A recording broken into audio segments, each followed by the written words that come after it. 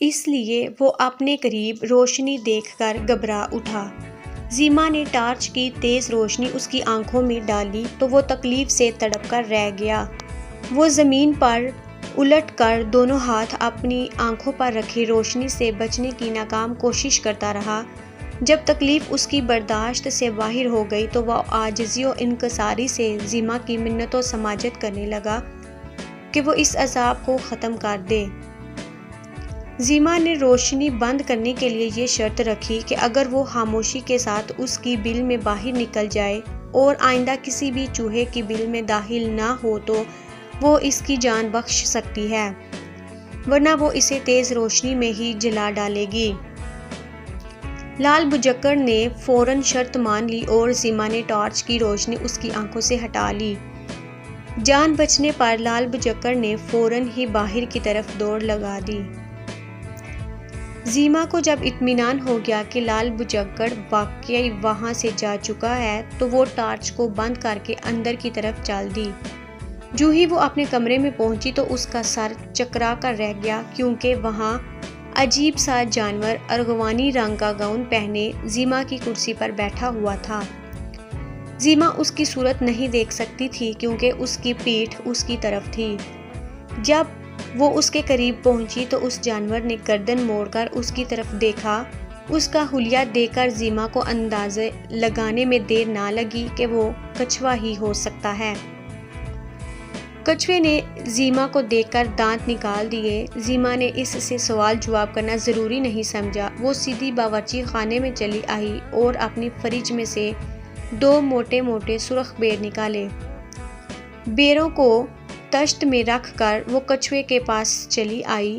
کچھوا حیرت سے اس کی طرف دیکھنے لگا۔ زیما نے سرخ بیر کچھوے کو پیش کیے اور معذرت کرتے ہوئے کہا کہ اس وقت گھر میں کوئی اور چیز تیار نہیں ہے، ورنہ وہ مہمان کی خاطر تواضع زیادہ اہتمام سے کرتی۔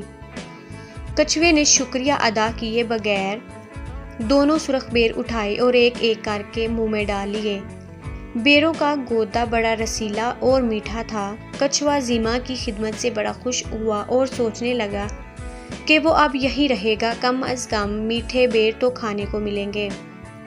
کچھوے کو معلوم نہیں تھا کہ بیر کے اندر گٹلی ہوتی ہے جسے چوس کر پھینک دیا جاتا ہے۔ کچھوے نے لالچ میں آ کر گٹلی نگلنے کی کوشش کی تو وہ اس کے خلق میں جا پھنسی۔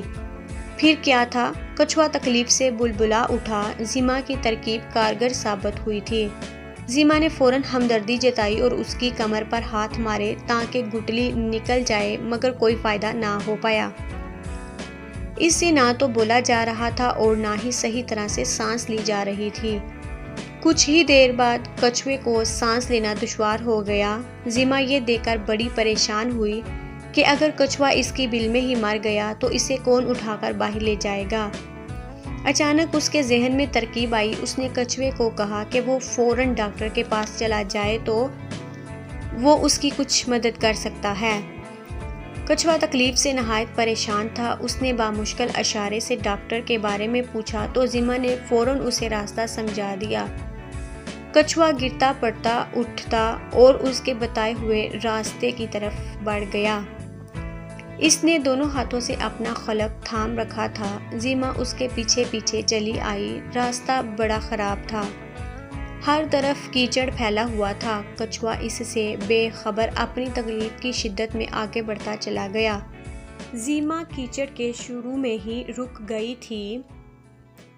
وہ کچھوے کو آگے جاتے ہوا دیکھتی رہی۔ وہ کیچڑ دراصل دلدل تھی جو کہ اپنے اندر آنے والے جانوروں کو نگل لیتی تھی۔ کچھوا جب کافی آگے بڑھ آیا تو اس کے پاؤں کیچڑ میں دھنس گئے۔ کچھوے کو اپنا پاؤں اٹھانا دشوار ہو گیا۔ وہ خلق و تکلیف کو بھول کر کیچڑ سے پاؤں نکالنے کی کوشش کرنے لگا۔ وہ جتنا اوپر کو زور لگاتا دلدل اسے اتنا ہی نیچے کی طرف کھینچ لیتی۔ کچھوے کو اندازہ ہو چکا تھا کہ زیما نے اس کے ساتھ چالاکی کرتے ہوئے اسے کیچڑ دلدل میں اتار دیا ہے۔ اب وہ کیا کر سکتا تھا؟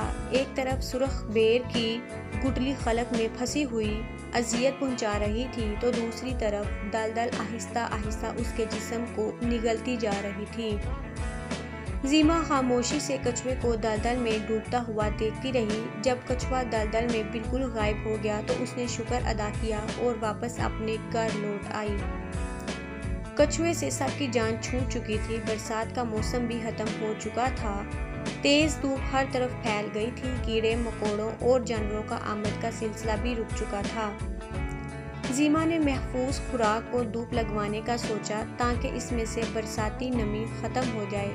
اگلے دن اس نے محفوظ کیا ہوا پنیر باہر نکالا اور اسے دھوپ میں رکھ دیا تاکہ اس میں برسات کے اثرات ختم ہو جائیں۔ پنیر کی خوشبو جب فضا میں پھیلی تو تتلیوں نے اس طرف راہ لی۔ وہ پنیر پر بیٹھ کر اس کا رس چوس کر اڑ جاتی۔ زیما یہ تماشا دیکھ کر خوش ہوتی رہی۔ زیما نے سب چوہوں کو گھر میں بلا کر ان کی ضیافت کی اور انہیں ہنس ہنس کر بتایا کہ اس نے کیا ترکیب لڑائی کہ کچھوا خود بخود اپنے پیروں سے چل کر دلدل میں جا گھسا اور پھر بے بسی کے عالم میں دلدل میں ڈوب کر ہلاک ہو گیا۔ زیما کی کہانی سن کر سب چوہوں نے خوب ہلا گلا کیا۔ تو کیسی لگی آپ کو آج کی ہماری کہانی؟ کمنٹس میں ضرور بتائیے گا۔